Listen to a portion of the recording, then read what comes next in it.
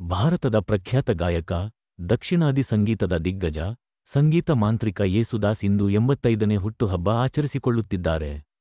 ಪ್ರತಿ ವರ್ಷ ಹುಟ್ಟುಹಬ್ಬವನ್ನು ಉಡುಪಿ ಜಿಲ್ಲೆ ಬೈಂದೂರು ತಾಲೂಕಿನ ಕೊಲ್ಲೂರು ಮೂಕಾಂಬಿಕಾ ಕ್ಷೇತ್ರದಲ್ಲಿ ಆಚರಿಸಿಕೊಂಡು ಬರುತ್ತಿದ್ದರು.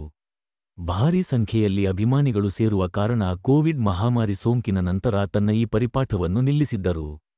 ಸ್ವರಮಾಂತ್ರಿಕನ ಅಭಿಮಾನಿಗಳು ಮೂಕಾಂಬಿಕಾ ದೇವಿಯ ಸನ್ನಿಧಾನದಲ್ಲಿ ದೇವರ ಸ್ತುತಿಯನ್ನು ಹಾಡುವ ಮೂಲಕ ನೆಚ್ಚಿನ ಕಲಾವಿದನ ಹುಟ್ಟುಹಬ್ಬವನ್ನು ಆಚರಿಸಿಕೊಂಡು ಬರುತ್ತಿದ್ದಾರೆ. ಇಂದು ಕೂಡ ಹಲವಾರು ಕಲಾವಿದರು ಕೊಲ್ಲೂರು ಮೂಕಾಂಬಿಕಾ ದೇವಿಯ ಸನ್ನಿಧಾನದಲ್ಲಿ ಪದ್ಮವಿಭೂಷಣ ಯೇಸುದಾಸ್ ಅವರ ಹುಟ್ಟುಹಬ್ಬವನ್ನು ಸಂಗೀತ ಸೇವೆಯ ಮೂಲಕ ಆಚರಿಸಿದರು.